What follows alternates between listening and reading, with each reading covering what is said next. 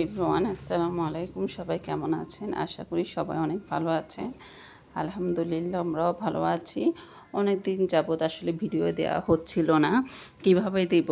এত দেশের এত সমস্যা হচ্ছে যে ভিডিও সব কিছু বন্ধ ছিল, যার কারণে আপনাদের সাথে এত যোগাযোগ রাখতে পারছিলাম না।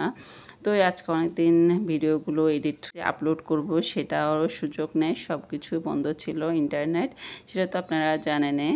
তো আজ এটা হচ্ছে বাবার বাড়িতে এসেছিলাম বেড়াতে, কয়েকদিন 3-4 দিন থেকেছিলাম।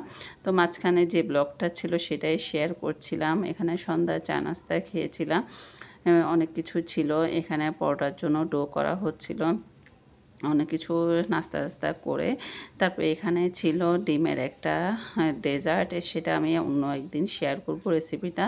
এটা অনেক মজার। এখানে দুধ দিয়েছিল, দুধ, চিনি আর ডিম দিয়ে খুবই সিম্পলভাবে রান্নাটা হয়ে যায়। মানে ডেজার্টটা খুবই সিম্পলভাবে করা হয়। সেটা রেসিপি না হয় একদিন শেয়ার করব।